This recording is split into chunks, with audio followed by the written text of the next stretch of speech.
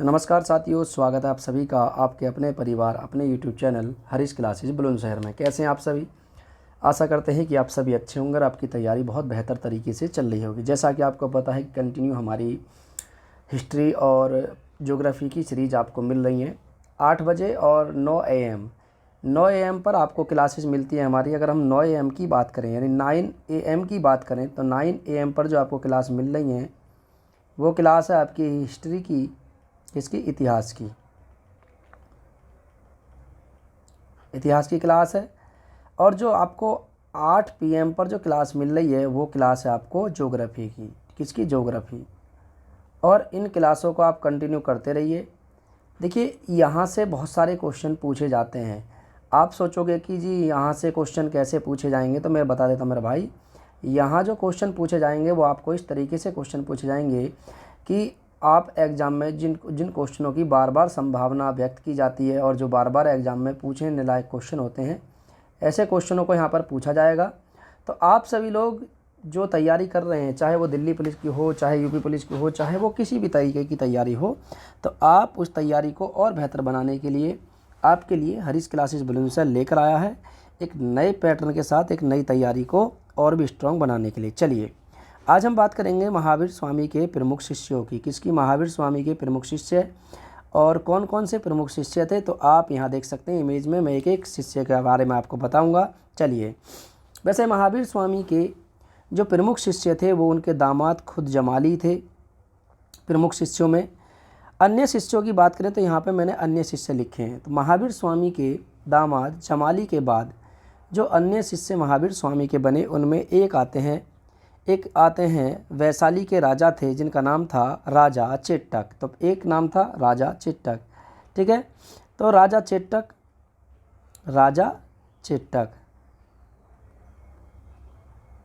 चेट्टक ये कौन थे? ये वैशाली के राजा थे। कहाँ के थे जी सर? वैशाली वर्तमान में कहाँ पड़ता है? वैशाली के राजा, ये वैशाली के राजा थे। वैशाली के राजा ये थे राजा चेट्टक और यही थे वैशाली के राजा, ठीक है। और ये वैशाली वर्तमान में बिहार में पड़ता है और यहीं के राजा थे राजा चेट्टक, ठीक है। आगे हम बात करें सर नेक्स्ट की, तो अगले जो इनके शिष्य आते हैं वो होता है चंपा नरेश, यानी चंपा के शासक राजा दधिवाहन। कौन थे? दधिवाहन, ठीक है। दधिवाहन कौन थे? तो ये चंपा के शासक थे। कौन थे? चंपा के शासक, ठीक है। इमेज में आप जिनको देख रहे हैं यही थे चंपा के शासक। इनका नाम था दधिवाहन। और चंपा कौन था सर? चंपा थी अंग की राजधानी, यानी अंग जो महाजनपद था, अंग महाजनपद इसकी राजधानी थी चंपा। और यही एक प्रमुख था, याद रखना। और ये वर्तमान में कहाँ पड़ता है?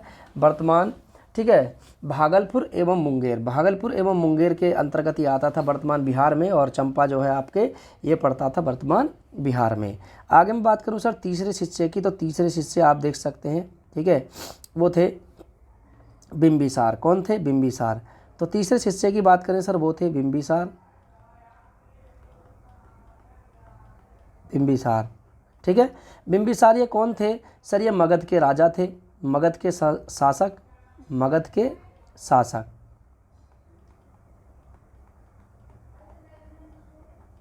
ये मगध के शासक थे। बिंबिसार इनका नाम था, मगध के शासक बिंबिसार इन्हीं का नाम था। और आप देख सकते हैं इमेज में, यहाँ पर आपको इमेज में दिखाई दे रहे होंगे, ये है बिंबिसार। बिंबिसार के बाद इनका पुत्र, इसका नाम था अजातशत्रु, ये भी इनका शासक बना, यानी इनका शिष्य बना, शासक नहीं। शासक तो ये हर्यक वंश का था।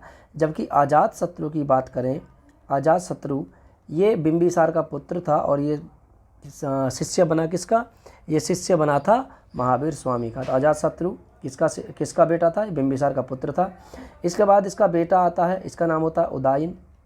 तो उदयन भी इसका शिष्य बना, इसका महावीर स्वामी का।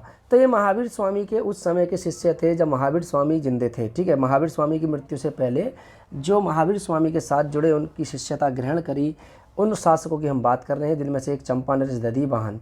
लेकिन हम सबसे प्रमुख शिष्य की बात करें कि सबसे प्रमुख शिष्य कौन था, तो सबसे प्रमुख शिष्य प्रमुख वो उनका खुद स्वयं एक दामाद, ठीक है, इनका नाम था जमाली। जमाली, ठीक है। जमाली महावीर स्वामी के दामाद थे, जो इन्हीं की बहन, एक इनकी बहन का नाम था सुदर्शना और सुदर्शना के एक पुत्र का नाम था जमाली, जो आगे चल कर के महावीर स्वामी की पुत्री से विवाह कर लेता है। महावीर स्वामी की पुत्री की बात करें तो महावीर स्वामी की पुत्री का भी हमें उल्लेख मिलता है, जिसका नाम था अड़ोज्या या प्रियदर्शना, ठीक है। चलिए आगे बात करें सर नेक्स्ट की, तो आइए जानते हैं जैन धर्म के 3 रत्नों के बारे में। जैन धर्म के 3 रत्न, क्यों जैन धर्म के 3 रत्नों का उल्लेख हमें मिलता है और जैन धर्म के 3 रत्न क्यों आए, तो इसके बारे में बात करें। देखिए, जैन धर्म में संसार को दुख मूलक माना गया। इन्होंने कहा है कि संसार दुख में है। क्या है, यानी जैन धर्म में संसार को दुख मूलक माना गया है। संसार कैसा है, संसार दुख में है, ठीक है, संसार दुख में है, चाहे कोई भी हो, संसार दुख मूलक है, ठीक है। यहाँ पर इन्होंने कहा था कि संसार जो है जरा यानी वृद्धावस्था, यानी मनुष्य जो होता है संसार में वो जरा यानी वृद्धावस्था तथा मृत्यु से ग्रस्त होता है। व्यक्ति को सांसारिक जीवन की तृष्णाएं चारों तरफ से घेरे रखती हैं। संसार त्याग तथा संन्यास की ही व्यक्ति को सच्चे सुख की ओर ले जाता है। अगर व्यक्ति संसार में त्याग करे, संन्यास करे, तभी वो क्या करेगा, एक सच्चे सुख की प्राप्ति करेगा, ठीक है। सृष्टिकर्ता ईश्वर नहीं है, किंतु संसार को एक वास्तविक तथ्य माना गया है, ठीक है। महावीर स्वामी ने कहा था कि संसार जो है वो, संसार के जो सृष्टिकर्ता है वो ईश्वर नहीं है, लेकिन संसार को हम नकार नहीं सकते, ये एक वास्तविक तथ्य है जो आदि काल से विद्यमान है, यानी प्राचीन काल से विद्यमान चला आ रहा है, इसको हम नकार नहीं सकते हैं। संसार के सभी प्राणी अपने अपने सचित कर्मों के अनुसार ही कर्मफल भोगते हैं। ये किसने कहा था, महावीर स्वामी ने कहा था। कर्मफल ही जन्म तथा मृत्यु का कारण बनता है। कर्मफल से छुटकारा पाकर ही व्यक्ति निर्वाण की ओर जाता है, ठीक है। इन्होंने कहा था कि अगर आप इन सब चीज़ों को त्याग दो, छोड़ दो, ठीक है, यानी कर्मफल ही जन्म तथा मृत्यु का कारण बनता है। अगर हम कर्मफल से छुटकारा पा लेते हैं तो व्यक्ति निर्वाण की ओर जाता है। इसके लिए उन्होंने पूर्वजन्म के संचित कर्मों को समाप्त किया और वर्तमान जीवन में कर्मफल को विमुख किया, ठीक है। यानी इन्होंने कहा था कि हमारे जो पिछले कर्म क्या है क्या नहीं है, इन सबको आप नकार दीजिए, पिछले कर्म से कोई मतलब नहीं होता है, ठीक है। आप इसके लिए इन्होंने 3 रत्न का अनुशीलन किया, 3 रत्न दिए, और इसके लिए जो 3 रत्न दिए थे इन्होंने महावीर स्वामी ने, उन 3 रत्नों के बारे में बात करेंगे हम। तो 3 रत्न कौन कौन से थे, तो आइए जानते हैं 3 रत्नों के बारे में। महावीर स्वामी के 3 रत्न कौन कौन से थे। देखिए, महावीर स्वामी ने अपने अनुयायियों को 3 रत्नों का पालन करने के लिए कहा। एक रत्न था सम्यक दर्शन। कौन सा था, सम्यक दर्शन। सम्यक दर्शन, सम्यक दर्शन से क्या था, इसमें सम्यक दर्शन का अर्थ था सत में विश्वास करना, सत में विश्वास, सत में विश्वास ही सम्यक दर्शन होता है। ये महावीर स्वामी जी का मत था। उसके बाद दूसरा जो था, इन्होंने कहा था सम्यक ज्ञान। कौन सा था, सम्यक ज्ञान। दूसरा था सर सम्यक ज्ञान, सम्यक ज्ञान। सम्यक ज्ञान, सम्यक ज्ञान का अर्थ क्या था, सम्यक ज्ञान की बात करें तो सम्यक ज्ञान से अर्थ था मेरे भाई, ठीक है, सम्यक ज्ञान से अर्थ था वास्तविक ज्ञान। कौन सा था, वास्तविक ज्ञान। यानी व्यक्ति अगर वास्तविक ज्ञान प्राप्त कर लेता है तो यही आपके सम्यक ज्ञान होता है, यानी वस्तुओं के वास्तविक स्वरूप का ज्ञान सम्यक ज्ञान कहलाता है, ठीक है। क्या है, वास्तविक ज्ञान, ठीक है। और महावीर स्वामी जी जो तीसरा जो रत्न दिया था वो था आपके सम्यक आचरण। कौन सा था, सम्यक आचरण, सम्यक आचरण, ठीक है। ये पॉइंट बाय पॉइंट हैं आपको, और बाकी जो चीज़ें मैं आपको बता ही रहा हूँ, क्योंकि देखिए सब चीज़ लिखना संभव नहीं होता है, ठीक है, याद रखना। और सम्यक आचरण से क्या अर्थ था इनका, सम्यक आचरण से अर्थ था कि जो सांसारिक विषय जो होते हैं, इन सांसारिक विषयों से उत्पन्न सुख दुख के प्रति संभाव ही सम्यक आचरण कहलाता है, ठीक है। तो सांसारिक, मैं लिख देता हूँ, सांसारिक विषयों से उत्पन्न सुख दुख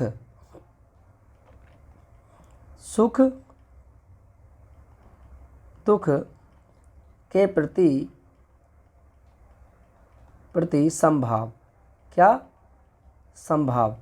यानी अगर मनुष्य जितनी भी सांसारिक विषय हैं इनसे उत्पन्न जो भी दुख होता है, उसे सुख होता है, उसके प्रति उसे हमेशा तैयार रहना चाहिए। ऐसा नहीं है कि आप लोग केवल दुख को देखकर ही रोते रहें। या फिर हम कह सकते हैं, महावीर स्वामी जी ने कहा था कि जितने भी जीवन में सुख दुख होते हैं, ठीक है, जितने भी सुख दुख होते हैं, इनका हमें अच्छी तरीके से पालन करना चाहिए, विद्वान होनी चाहिए, ठीक है। सांसारिक विषयों से उत्पन्न सुख दुख के प्रति हमें संभाव रखना चाहिए, यही सम्यक आचरण है।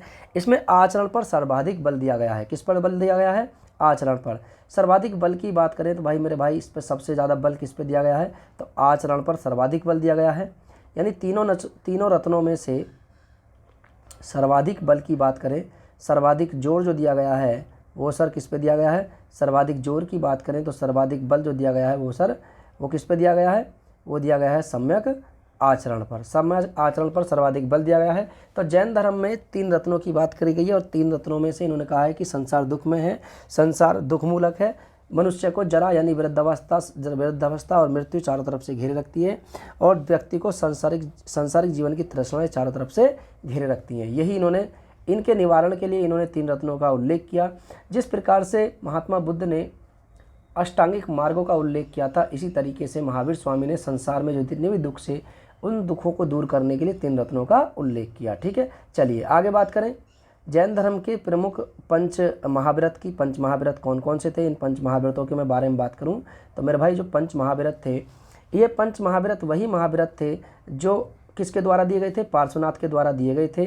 ठीक है, पार्श्वनाथ ने इसमें से 4 प्रमुख शिक्षाओं का उल्लेख किया। पहली जो 4 शिक्षाएं थी, पांचों में से जो पहली 4 शिक्षाएं थी, उन 4 शिक्षाओं का उल्लेख महावीर स्वामी के द्वारा नहीं बल्कि पार्श्वनाथ जी के द्वारा किया गया था। महावीर स्वामी जी के द्वारा जो 5वीं शिक्षा का उल्लेख किया गया था वो थी आपके ब्रह्मचर्य पर। ठीक है, लेकिन इन सब में सबसे ज़्यादा जो बल दिया गया है वो अहिंसा पे बल दिया गया है। तो चलिए आइए जानते हैं इन पंच महाव्रतों के बारे में कौन कौन से। पहला आता है आपके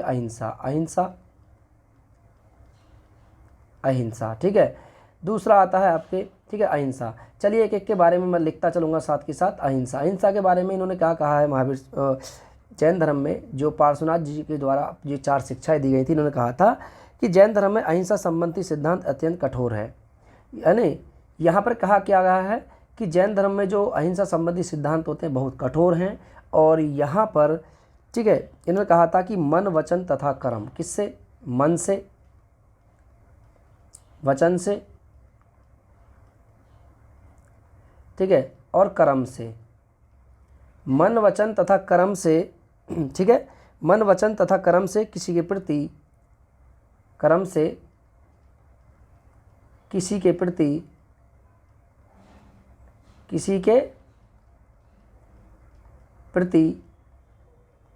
असंगत व्यवहार, ठीक है, किसी के प्रति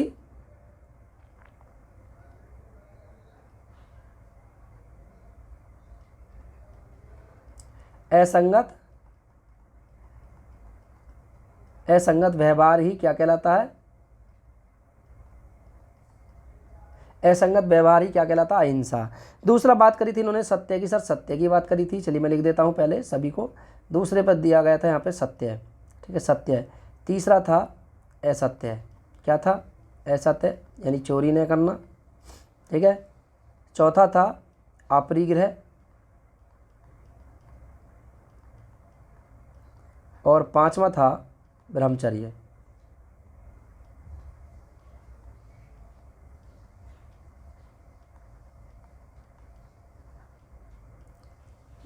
ठीक है। ये पंच ज्ञान की बात करते हैं। जैन धर्म में पंच ज्ञानों का उल्लेख मिलता है। अब इनमें से देखिए सबका अपना अपना अलग अर्थ होता है। जैसे अहिंसा की बात करी थी कि कोई भी व्यक्ति मन, वचन, कर्म से युक्त होकर के किसी के प्रति असंगत व्यवहार ही अहिंसा कहलाता है। यानी अगर हम मन से, मान लीजिए हमारे मन में किसी के प्रति द्वेष आ रहा है, या हम समझ सकते हैं कि अपने मन में ही किसी दूसरे को देख करके कोई योजना बना रहे हैं कि भाई इसको मारना है, इसको पीटना है, तो ये एक अहिंसा का मार्ग हो गया। तो यहाँ पर सर्वाधिक बल अहिंसा पे दिया गया है। सत्य की बात करी गई थी कि मनुष्य को सदा सत्य तथा मधुर बोलना चाहिए।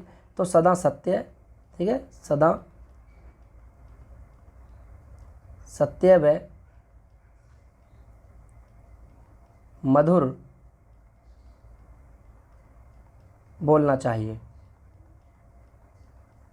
यानी हम दूसरे से इस प्रकार से बातें करें कि हम इस प्रकार से बातें करें कि जो हमारी बातें हैं उसको एकदम अच्छी लगनी चाहिए, मधुर लगनी चाहिए। यही था आपके सत्य।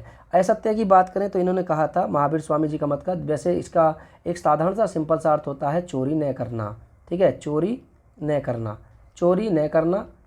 लेकिन अगर मैं पूरी तरीके से बताऊं कि महावीर स्वामी जी ने इसके बारे में क्या कहा था, इसके बारे में कहा गया था कि बिना अनुमति हमें किसी घर में प्रवेश नहीं करना चाहिए और बिना उसकी अनुमति के हमें किसी वस्तु को ग्रहण नहीं करना चाहिए और न ही इसकी इच्छा करनी चाहिए। बिना आज्ञा के किसी घर में नहीं जाना चाहिए, निवास करना चाहिए और ना ही वस्तु को ग्रहण करना चाहिए। यही कहलाया था असत्य। यानी अगर हम किसी बिना अनुमति के, जैसे आजकल बहुत सारे लोग ऐसे करते हैं कि शादियों में होता है क्या है कि बिना पूछे कहीं भी चले जाते हैं, शादी में चले जाते हैं और वहाँ जा कर के क्या है कि एक प्रकार से एक चोरी है, असत्य है। महावीर स्वामी जी ने इसका उल्लंघन किया है। इन्होंने कहा था कि हमें बिना अनुमति के किसी घर में प्रवेश नहीं करना चाहिए, बिना उसकी अनुमति के उस वस्तु को छूना नहीं चाहिए। मान लीजिए सपोज दैट हम किसी के घर में प्रवेश भी कर जाएं, तो जब तक उसकी अनुमति ना हो तब तक हम उसकी वस्तु को ग्रहण ना करें, ना ही हम छुएं। यही आपका असत्य था। अपरिग्रह का अर्थ होता है, ठीक है, कि किसी भी प्रकार के धन का संचय न करना। ठीक है, यानी ज़्यादा धन का संचय न करना या किसी प्रकार के धन का संचय न करना। तो धन इकट्ठा न करना, धन का संचय ठीक है न करना। ठीक है, धन का संचय न करना, यही क्या कहलाया है, अपरिग्रह कहलाया है। यानी इसमें कहा गया है कि किसी भी प्रकार की संपत्ति एकत्रित न करने पर जोर दिया गया है इसमें। ठीक है, और इसके साथ साथ क्योंकि संपत्ति से क्या होता है, संपत्ति से मोह माया आती है, संपत्ति से दुख प्रकट होता है।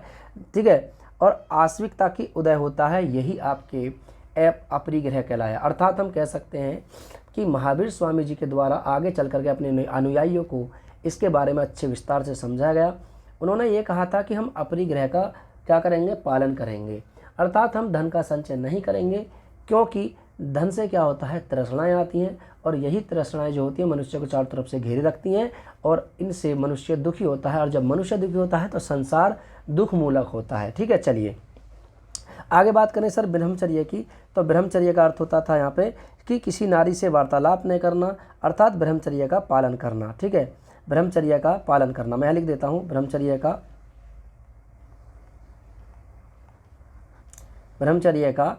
पालन करना। ठीक है, ठीक है। अब इसका मैं आप लोगों को विस्तार से मैं समझा देता हूँ कि इसका अर्थ क्या था। ब्रह्मचर्य का अर्थ होता है कि इसके अंतर्गत किसी नारी से वार्तालाप न करना, उसे देखना, उसे ससर्ग का ध्यान करने की भी मनाही थी। और इसके लिए यहाँ पर यह भी कहा गया था कि यहाँ पर हम जब तक उसकी अनुमति ना हो, किसकी, यानी जब तक किसी स्त्री की अनुमति ना हो तब तक हम उससे वार्तालाप ना करें, जब तक उसकी अनुमति ना हो तब तक हम उसे ना देखें। यानी हम कह सकते हैं कि बिना उसकी अनुमति के हम किसी स्त्री को ना ही देख सकते हैं, ना ही उससे वार्तालाप कर सकते हैं। यही ब्रह्मचर्य था। ये पांचवा जो महाव्रत था, इसको महावीर स्वामी जी के द्वारा जोड़ा गया था। किसके द्वारा? इसको महावीर स्वामी जी के द्वारा जोड़ा गया था, महावीर स्वामी जी। तो महावीर स्वामी जी के द्वारा जोड़ा गया जो पंच महाव्रत था उनमें से ब्रह्मचर्य था। लेकिन सबसे अधिक बल जो दिया गया है वो सबसे अधिक बल किस पे दिया गया है? सर्वाधिक बल। ठीक है, जैन धर्म में सर्वाधिक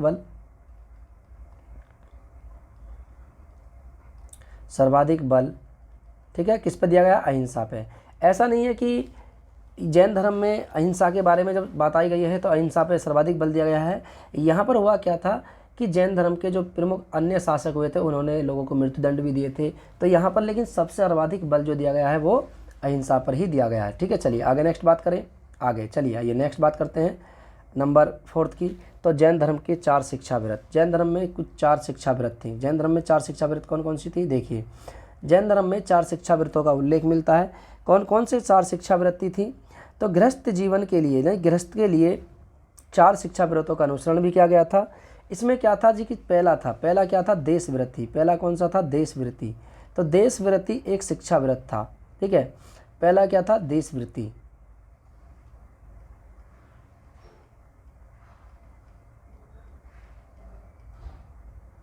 देशवृत्ति। ठीक है, देशवृत्ति। देशवृत्ति की बात करें तो इसका अर्थ क्या होता है? इसका अर्थ होता है किसी देश की प्रदेश की सीमा से आगे न जाने का व्रत यही देशव्रती कहलाया। ठीक है, किसी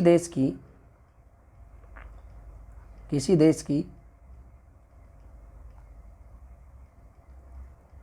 सीमा से आगे न जाने का व्रत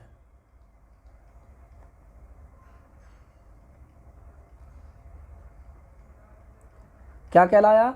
यही देशव्रती कहलाया।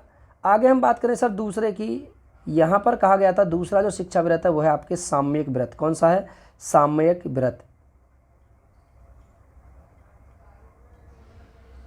सामयिक व्रत, सामयिक व्रत क्या था?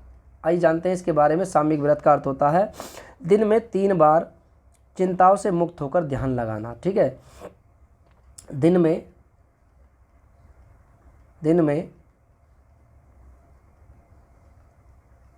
3 बार सांसारिक चिंताओं से मुक्त होकर ध्यान लगाना। तो दिन में 3 बार ध्यान लगाना। वहीं तीसरे की बात करें, तीसरा शिक्षा व्रत कौन सा था? तो ये था आपके प्रदोपवास। कौन सा था? प्रदोपवास। तो प्रदोपवास आपके तीसरा शिक्षा व्रत था। ठीक है, प्रदोपवास। ठीक है, तो तीसरा कौन सा था? प्रदोपवास।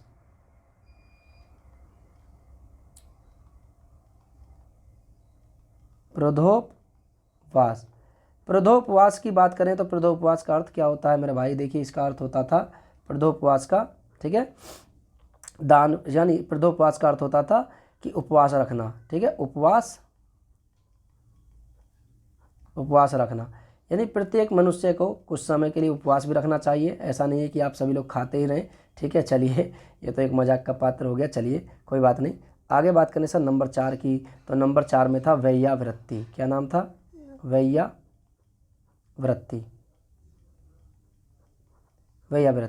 वैयावृत्ति का अर्थ होता था, जैन धर्म में इस 4 शिक्षाओं में चौथी शिक्षा के बारे में बताया गया था कि हमें दान पुण्य करना चाहिए। क्या करना चाहिए? दान करना चाहिए। ठीक है, दान करना चाहिए। क्या करना चाहिए? हमें दान करना चाहिए। ठीक है, जैन धर्म में इन 4 शिक्षाओं का उल्लेख किया गया है। किसका? 4 शिक्षाओं का। 4 शिक्षाएं आप देख सकते हैं यहाँ पर, 4 शिक्षाओं का उल्लेख किया गया है। आइए जानते हैं अगले उसके बारे में, जैन धर्म के पंच ज्ञान के बारे में, कि जैन धर्म के पंच ज्ञान कौन कौन से थे। चलिए देखिए, जैन धर्म में 5 प्रकार के ज्ञानों का भी उल्लेख मिलता है। कौन कौन से ज्ञान? आइए जानते हैं पंच ज्ञान के बारे में। तो जैन धर्म में पंच ज्ञान का उल्लेख मिलता है। इन पंच ज्ञानों की मैं बात करूं कि पंच ज्ञानों में से कौन सा ज्ञान है। देखिए, नंबर फर्स्ट एक ज्ञान है आपके मति। मति ज्ञान क्या होता है? चलिए, मति एक था आपके श्रुति, एक है आपके श्रुति, एक है आपके, ठीक है, एक है आपके अवधि,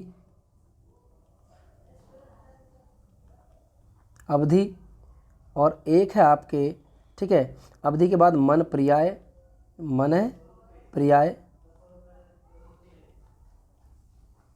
और सर 5वां जो है वो है आपके केवल्य। क्या है? केवल्य।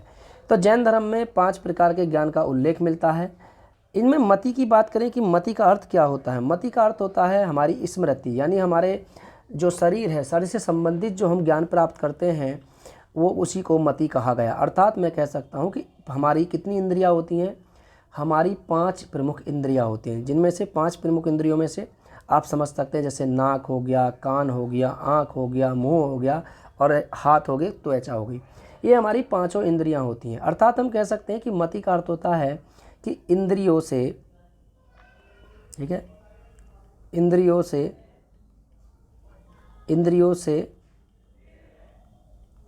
प्राप्त ज्ञान, इंद्रियों से प्राप्त ज्ञान, ठीक है, इंद्रियों से प्राप्त ज्ञान, इंद्रियों से प्राप्त ज्ञान मति कहलाता है। हमारी 5 इंद्रियां होती हैं और इन 5 इंद्रियों के माध्यम से जो हमें ज्ञान प्राप्त होता है, इस प्रकार के ज्ञान को हम मति कहा जाता है। यानी इस प्रकार के ज्ञान को जैन धर्म में मति कहा गया है। जैसे अगर मान लीजिए कोई व्यक्ति होता है, उसे वो देख नहीं सकता, वो छू करके महसूस करता है कि हमें कौन सी वस्तु का हमें ज्ञान हुआ है, हमने किस वस्तु को टच किया है, तो उसके द्वारा उसे जो ज्ञान प्राप्त होता है, इस प्रकार के ज्ञान को मति कहा जाता है। यानी इंद्रियों से प्राप्त ज्ञान को मति कहते हैं। वहीं श्रुति की बात करें तो श्रुति का अर्थ होता है मेरे भाई सुन करके प्राप्त हुआ ज्ञान। किस किस प्रकार का? सुनने से मिलने वाला ज्ञान। ठीक है, सुनने से मिलने वाला ज्ञान। सुनने से मिलने वाले ज्ञान को हम क्या कहते हैं? श्रुति कहते हैं। अर्थात हम कह सकते हैं कि जैसे मान लीजिए आप अब मेरी क्लास आप लोग कर रहे हो, तो आप मुझे देख नहीं रहे, लेकिन आप मेरे को सुन रहे हो, और मैं जो यहाँ लिख रहा हूँ बोर्ड पर, आपको जो स्क्रीन पर दिखाई दे रहा है वो आप देख रहे हो, मैं लिख रहा हूँ। ठीक है, तो इस प्रकार का जो ज्ञान है इसी को क्या कहा गया है? श्रुति कहा गया है। अवधि की बात करें तो अवधि का अर्थ होता है सर दिव्य ज्ञान। क्या होता है? दिव्य ज्ञान। ठीक है, दिव्य ज्ञान। ठीक है, एक प्रकार का दिव्य ज्ञान होता है। अवधि की बात करें तो सर एक प्रकार का दिव्य ज्ञान होता है। और यहाँ पर अवधि का मतलब होता है समय। समय रह कर भी जो ज्ञान मिलता है उसी को दिव्य ज्ञान कहा जाता है। जिस प्रकार से महावीर स्वामी या अन्य तीर्थकरों को ज्ञान प्राप्त हुआ, इस प्रकार के ज्ञान को दिव्य ज्ञान कहा गया है। ठीक है, चलिए मन पर्याय की बात करें तो मन पर्याय का अर्थ होता है सर दूसरे के मन के बारे में जानने वाला ज्ञान। किसके बारे में? दूसरे के मन के बारे में जानने वाला ज्ञान। तो दूसरे के मन के बारे में जानने वाला ज्ञान। जैसे आज वर्तमान में धीरेन्द्र शास्त्री जी द्वारा ये किया जाता है, यानी जब हम दूसरे के मन के बारे में जान लेते हैं तो इस प्रकार से प्राप्त ज्ञान को ही क्या कहा जाता है? मन पर्याय कहा जाता है। वहीं सर मैं अगर अगले उसकी बात करूं कि अगला जो ज्ञान है वो कौन सा है, तो अगला जो ज्ञान आता है सर वो कौन सा आता है? वो आता है सर अगला कैवल्य।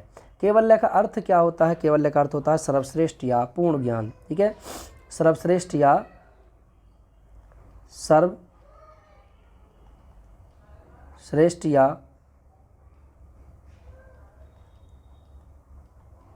पूर्ण ज्ञान। सर्वश्रेष्ठ या पूर्ण ज्ञान को ही क्या कहा जाता है? सर कैवल्य कहा जाता है। और जैन धर्म में कैवल्य ज्ञान को ही सर्वप्रमुख सर्वाधिक माना गया है। तो जैन धर्म में 5 प्रमुख ज्ञान हैं। इन 5 प्रमुख ज्ञानों में सर्वश्रेष्ठ जो ज्ञान माना गया है वो कैवल्य को ही माना गया है। तो 5 प्रकार के ज्ञान होते हैं। ठीक है, जैन धर्म में 5 प्रकार के ज्ञान हैं। जैन दर्शन के ज्ञान के 3 स्रोत माने गए हैं, प्रत्यक्ष, अनुमान और तीर्थकरों के वचनों के द्वारा। इन्होंने कहा कि जो भी ये ज्ञान है, जितने भी 5 ज्ञान हैं, इन 5 ज्ञानों को प्राप्त करने के 3 प्रमुख स्रोत हैं। आप प्रत्यक्ष रूप से इन ज्ञानों को प्राप्त कर सकते हो, यानी डायरेक्ट आप ज्ञान प्राप्त कर सकते हो। दूसरा, आप अनुमान लगा करके ज्ञान प्राप्त कर सकते हो। और तीसरा जो बताया गया है, इन्होंने ये कहा है कि आप तीर्थकरों के वचनों के माध्यम से भी इन 5 ज्ञानों को प्राप्त कर सकते हो। ठीक है, चलिए, और इनमें से जो कैवल्य है, कैवल्य में सबसे ज़्यादा इस पर बल दिया गया है, याद रखना। ठीक है, चलिए आगे नेक्स्ट बात करें। अगला, जैन धर्म में मतभेद। ठीक है, देखिए जैन धर्म अपने युगों तक चलता रहा और जैन धर्म अपने समय में बहुत प्रमुख धर्म था। जैन धर्म काफ़ी सालों तक यूं ही चलता रहा, क्योंकि इससे पहले जो तीर्थकर आए हैं, जो 23 तीर्थकर हुए हैं, महावीर स्वामी से जो पहले 23 तीर्थकर हुए हैं, उन्होंने ही जैन धर्म को बढ़ाया होगा, उन्होंने ही जैन धर्म को चलाया होगा। लेकिन अभी तक जैन धर्म में कोई ऐसा मतभेद नहीं हुआ। लेकिन हुआ क्या कि जब महावीर स्वामी को ज्ञान प्राप्त हुआ, तो महावीर स्वामी की ज्ञान प्राप्ति के, ठीक है, महावीर स्वामी के, ठीक है,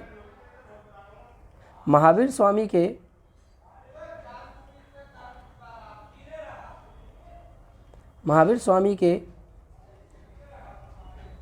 ज्ञान प्राप्ति के 12 वर्ष बाद जैन धर्म में पहला मतभेद हुआ। और जैन धर्म में जो मतभेद हुआ था, वो मतभेद करने वाले कोई और नहीं बल्कि इन्हीं के खुद स्वयं दामाद, उनका नाम था जमाली के साथ।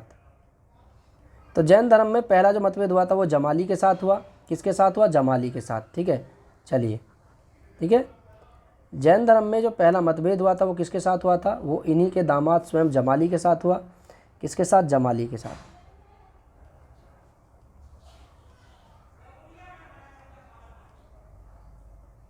जमाली के साथ। जमाली कौन थे? जमाली महावीर स्वामी जी के दामाद थे। कौन थे? महावीर। जमाली कौन थे? जमाली महावीर स्वामी जी के दामाद थे। कौन थे? दामाद। देखिए इनका महावीर स्वामी जी के ज्ञान प्राप्ति के 12 वर्ष बाद महावीर स्वामी जी के साथ जमाली का पहला मतभेद हुआ। मतभेद का कारण क्या था? मतभेद का कारण था क्रियामाण करत सिद्धांत। क्या था? क्रियामाण करत सिद्धांत। ठीक है। जो मतभेद का कारण था, कारण क्या था? मतभेद का कारण था, मतभेद का कारण, ठीक है, एक सेकेंड,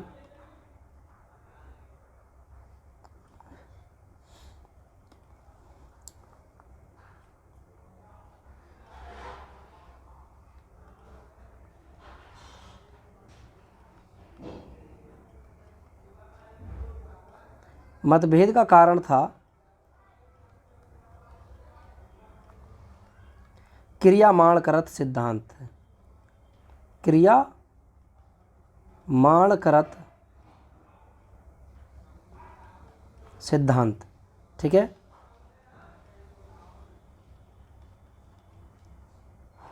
अगर हमें आसपास, आप खुर्जा के आसपास देख रहे हैं तो आज़ाद कैंपस आप आइए। ठीक है। आज़ाद कैंपस आपके लिए है। आज़ाद कैंपस में आप पढ़ सकते हैं आकर के। वहाँ ऑफलाइन क्लासेस चल रही है, यहाँ ऑनलाइन क्लासेस चल रही हैं, तो आप यहाँ देख सकते हैं आकर के। ठीक है। चलिए, Shri Ram complex NREC degree college के सामने, और वहीं पर है आज़ाद कैंपस। आप आइए।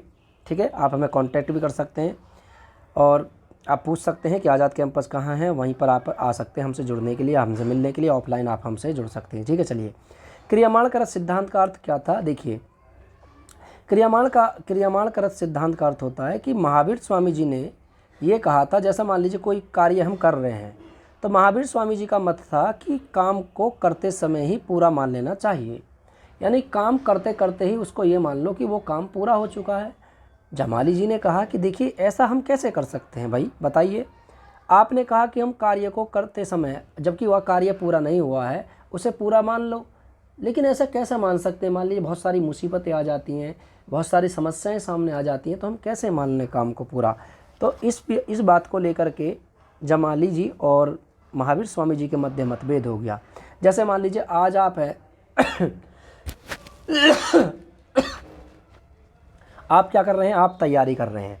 आप किसी कोचिंग से जुड़ते हैं और कोचिंग वाले कहते हैं कि आपकी सरकारी नौकरी लग गई। भाई ऐसे कैसे लग गई? जब तक आप पढ़ाओगे नहीं, मेहनत नहीं कराओगे और उसके साथ साथ वो खुद स्वयं तैयारी नहीं करेगा, तब तक हम कैसे मान लें कि उसकी सरकारी नौकरी लग गई? तब तक वो सेलेक्ट नहीं होगा, फाइनल सिलेक्शन नहीं ले पाएगा, तब तक हम कैसे मान लें सरकारी नौकरी लग गई? तो यही इस प्रकार से समझ लीजिए कि जैसे आप हैं और आपकी नौकरी नहीं लगी, लेकिन आपको कह दिया जाए, किसी ने कह दिया कि आप मान लो कि आपकी सरकारी नौकरी लग गई, लेकिन आप तो सरकारी नौकरी पर नहीं गए, तो ये कैसे मान सकते हैं? तो इसी बात को लेकर के, जैसे कार्य को हम कोई कार्य कर रहे हैं, जैसे आज आप कोचिंग कर रहे हो, आप कोचिंग कर रहे हो, केवल कोचिंग ही कर रहे हो, लेकिन आपकी सरकारी नौकरी नहीं लगी है, तो आप कैसे मान लें कि आपकी सरकारी नौकरी लग गई? इसी प्रकार से महावीर स्वामी जी कहते थे कि सपोज दैट कि आप तैयारी करना है सरकारी नौकरी की, तो आप मान लो कि आपकी सरकारी नौकरी लग गई। जमाली जी ने कहा था कि नहीं, ऐसा नहीं मान सकते। जब तक वो तैयारी कर रहा है उसको तैयारी ही मानिए, लेकिन जब उसके बाद लग जाए तब उसको सरकारी नौकरी मानिए। ये इन दोनों का मत था। ठीक है। ये तो एग्जाम्पल दिया मैंने आपको। तो जमाली जी का अर्थ था कि जब तक कार्य पूरा ना हो जाए तब तक कार्य को पूरा मत मानिए, और महावीर स्वामी जी का मत था कि कार्य को करते समय ही पूरा मान लो। इस बात को लेकर के दोनों में मतभेद हो गया, मतभेद ज़्यादा बढ़ गया, और इसको लेकर के जमाली इनसे अलग हो गए और अलग जा करके उन्होंने अलग संप्रदाय बना लिया। ठीक है। उसके बाद दूसरा जो मतभेद हुआ जैन धर्म में, दूसरा मतभेद हुआ था जमाली के 2 वर्ष बाद, दूसरा मतभेद। ठीक है। दूसरा मतभेद ये किसने किया था? ये किया था तीस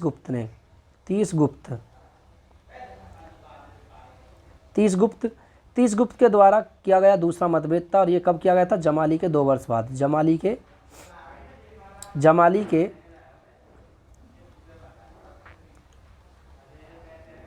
मतभेद के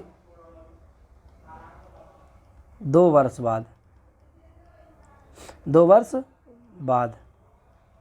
जमाली के मतभेद के 2 वर्ष बाद जो दूसरा मतभेद हुआ वो हुआ था आपके तीस गुप्त के साथ महावीर स्वामी का। ठीक है। तो जैन धर्म में 2 ही मतभेद हुए हैं।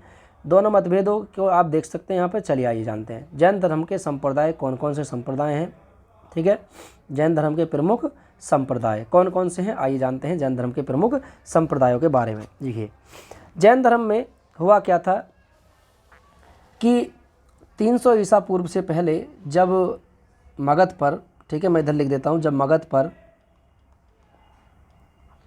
मगध पर मौर्य वंश चल रहा था,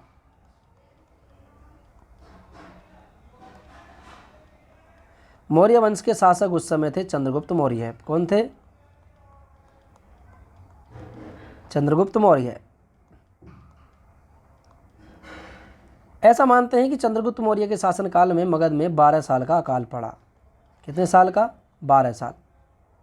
चंद्रगुप्त मौर्य के शासनकाल में मगध में 12 साल का अकाल पड़ा और अकाल बहुत बड़े स्तर पर पड़ा। ठीक है, 12 साल का अकाल पड़ा। अकाल समाप्त होने का नाम ही नहीं ले रहा था उस समय। चंद्रगुप्त मौर्य के समय में 12 साल का अकाल पड़ा। इस बारे में हमें जानकारी ज़्यादा नहीं मिलती है, लेकिन ऐसा मानते हैं कि मगध में चंद्रगुप्त मौर्य के समय में 12 साल का अकाल पड़ा। जब अकाल पड़ा तो उस समय अकाल समाप्त होने का नाम ही नहीं ले रहा था। तो हुआ क्या कि उस समय चंद्रगुप्त मौर्य के समय में जैन धर्म में दो प्रमुख ठीक है जैन भिक्षु थे। एक का नाम था स्थूलभद्र और एक का नाम था भद्रबाहु। दो प्रमुख जैन भिक्षु थे, एक का नाम स्थूलभद्र, एक का नाम भद्रबाहु। ये दो प्रमुख भिक्षु थे। हुआ क्या, जब मगध में अकाल पड़ा, अकाल समाप्त होने का नाम ही नहीं ले रहा था, तो उसे देख करके ही, अकाल को देख करके ही भद्रबाहु और इनके शिष्य, जो भी इनको मानते थे भद्रबाहु को, इनके शिष्य मगध को छोड़ करके दक्षिण भारत, कहाँ, अगर मैं मैप बनाऊं आप देख सकते हैं, यहाँ था आपके मगध, ये क्या था मगध, और यहाँ था आपके, यहाँ से यहाँ, ये था आपके कर्नाटक में श्रवणबेलगोला। ये क्या था? ये था कर्नाटक, और कर्नाटक का यहाँ स्थल था श्रवणबेलगोला।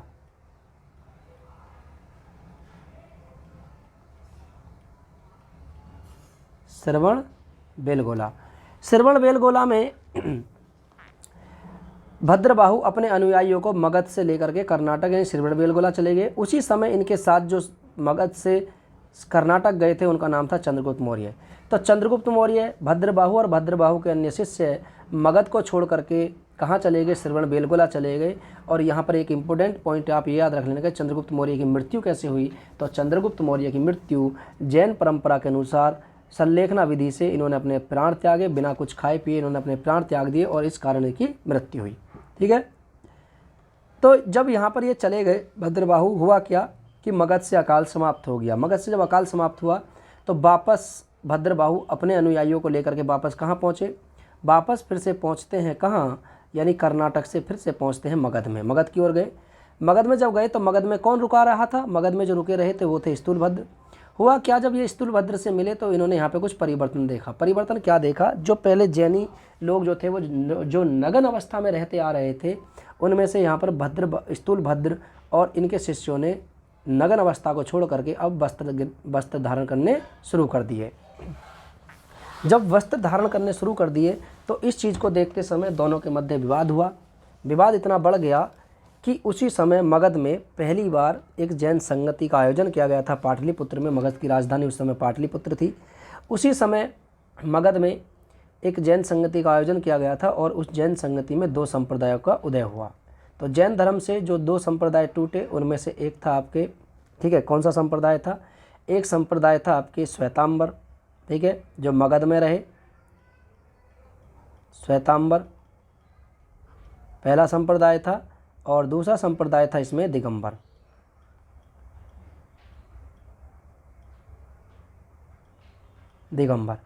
एक संप्रदाय था श्वेतांबर, एक संप्रदाय था दिगंबर।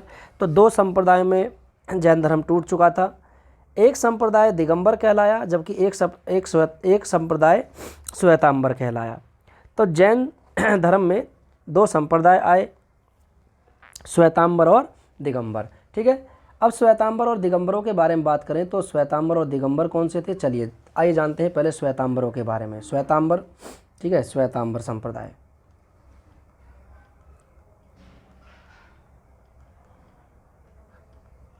श्वेतांबर, ठीक है, श्वेतांबर जिसके अध्यक्ष कौन थे, अध्यक्ष की बात करूं मैं भैया, अध्यक्ष थे इसके स्थूलभद्र। कौन थे, स्थूलभद्र।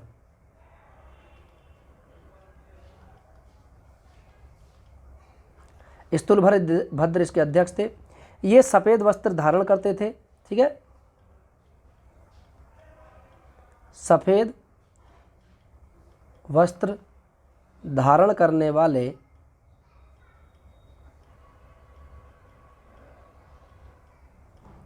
सफ़ेद वस्त्र धारण करने वाले श्वेतांबर कहलाए। इनके जो आचार्य थे यानी जो जो भिक्षु थे उनको क्या कहा जाता था, इनके भिक्षुओं को अन्य नाम दिया गया था। जैसे भिक्षु जो होते थे, इन भिक्षुओं को कुछ नाम दिया गया। आइए जानते हैं, क्योंकि ये कई बार क्वेश्चन एग्जाम में पूछा गया है। इनको यति कहा जाता था, यति। श्वेतांबर के जो जैन भिक्षु थे यति कहते थे, आचार्य कहते थे, और इसके साथ साथ इन्हें साधु भी कहा जाता था।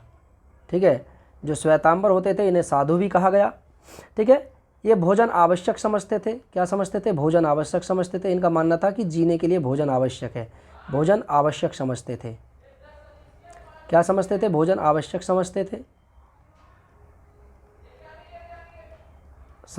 ठीक है, इनका मानना था कि जीने के लिए भोजन आवश्यक है। ठीक है, महावीर स्वामी का, इनके अनुसार महावीर स्वामी का विवाह हुआ है। क्या हुआ है, इनके अनुसार महावीर स्वामी का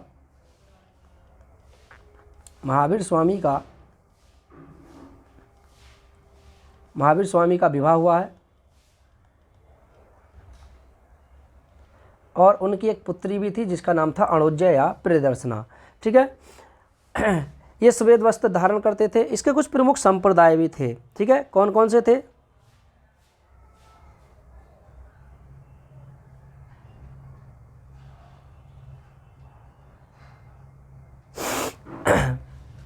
ठीक है, चलिए। महावीर स्वामी जी का विवाह हुआ है, इनकी एक पुत्री थी प्रियदर्शना या अणुज्या। इनके अनुसार जो 19वें तीर्थकर थे मल्लीनाथ, वो कौन थे, वो एक स्त्री थी। ठीक है, तो 19वें तीर्थकर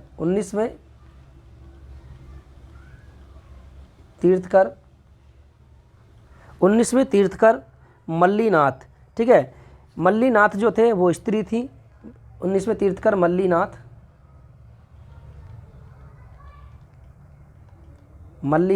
स्त्री थी। ये किसने कहा था, ये श्वेतांबरों ने कहा था। इसके कुछ उपसंप्रदाय थे, उपसंप्रदाय देख लेते हैं कौन कौन से उपसंप्रदाय थे। श्वेतांबरों के उपसंप्रदाय, देखिए बहुत बार पूछ लिया जाता है उपसंप्रदाय। ठीक है, ये कई बार एग्जाम में क्वेश्चन पूछा गया उपसंप्रदायों से संबंधित।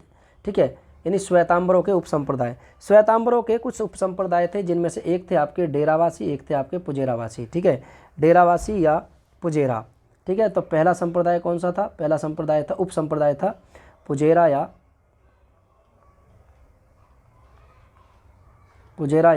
डेरावासी।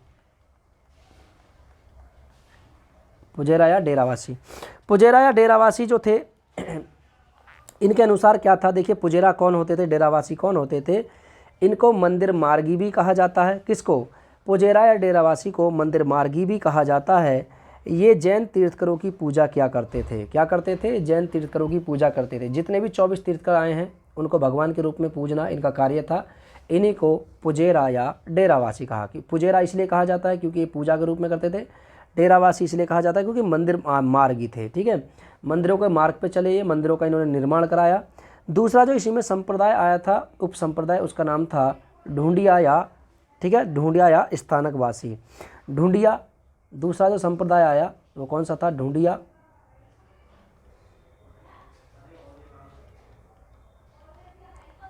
ढूंढिया या स्थानकवासी।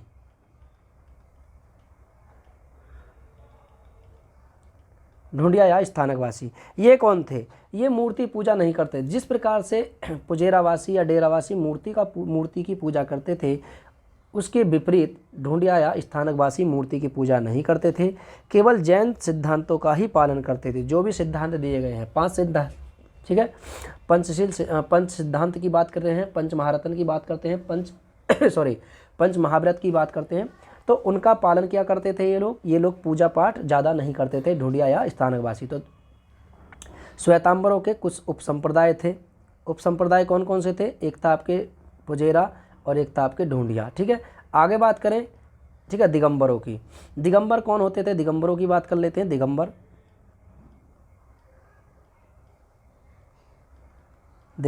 ठीक है, दिगंबर संप्रदाय। ठीक है, इसके जो अध्यक्ष होते थे उनको क्या कहा जाता था? ठीक है, अध्यक्ष कौन होते थे इसके अध्यक्ष थे भद्रबाहु। अध्यक्ष कौन थे? भद्रबाहु।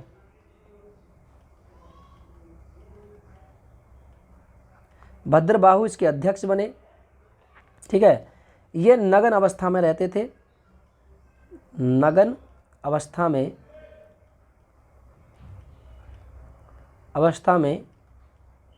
रहने वाले, नगन अवस्था में रहने वाले लोगों को, ठीक है, यानी वो जैन भिक्षु जो नगन अवस्था में रहते थे, इस प्रकार के भिक्षुओं को दिगंबर कहा गया। ठीक है, इनके जो इनके जो भिक्षु थे, जैन भिक्षुओं को क्या कहा जाता था? देखिए, भिक्षुओं को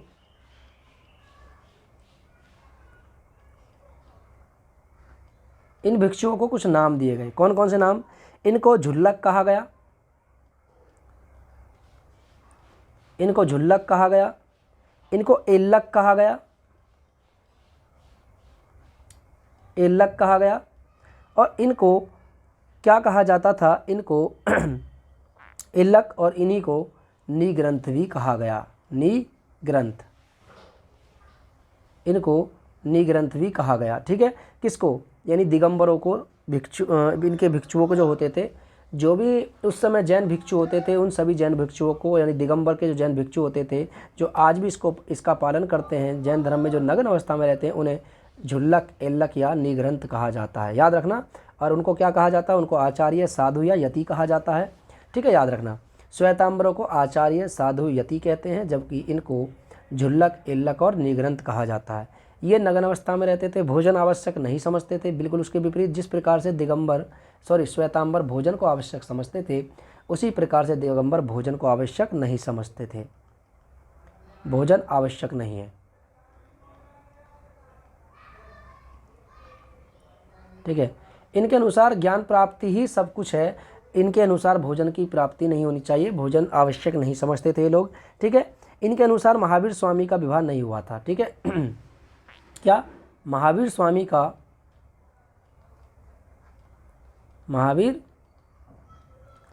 का विवाह नहीं हुआ। ठीक है, इनके अनुसार 19वें तीर्थकर मल्लीनाथ, 19वें तीर्थकर, मैंने नाम लिख दिया है पहले ही, तीर्थकर मल्लीनाथ पुरुष थे। ठीक है, ये पुरुष मानते थे। इनके अनुसार इन्होंने कहा कि कोई भी तीर्थकर महिला नहीं हुई है। इनके अनुसार जो 19वें तीर्थकर मल्लीनाथ थे, ये भी एक पुरुष थे। ठीक है, इनके अनुसार विवाह नहीं हुआ है महावीर स्वामी का, कोई भी इनकी पुत्री नहीं थी, भोजन को आवश्यक नहीं समझते थे। भिक्षु क्या कहलाते थे? भिक्षुओं को झुल्लक, एल्लक या निग्रंथ कहा जाता था। इसके भी कुछ उपसंप्रदाय थे। इसके 3 उपसंप्रदाय थे। कौन कौन से 3 उपसंप्रदाय? ठीक है, चलिए आइए जानते हैं उपसंप्रदायों के बारे में।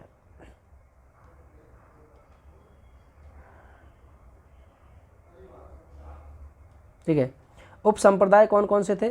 ठीक है, उपसंप्रदाय, आइए उपसंप्रदायों की बात करते हैं। उपसंप्रदाय,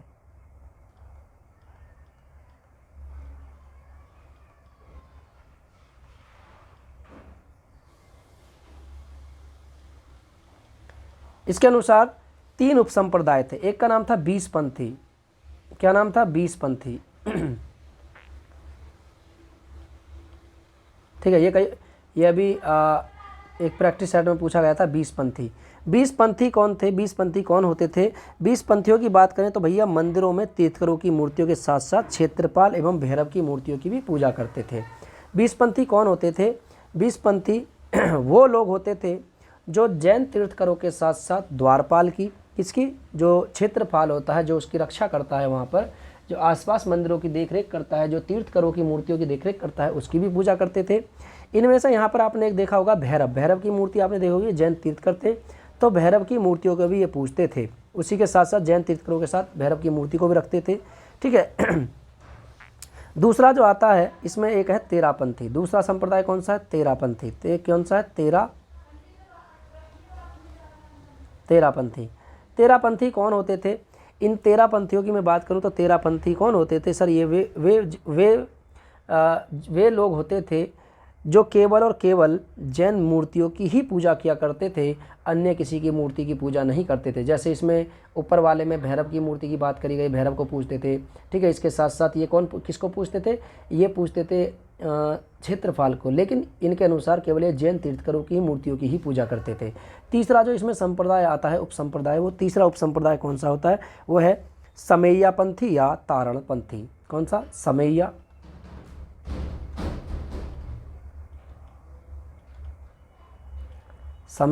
या तारणपंथी।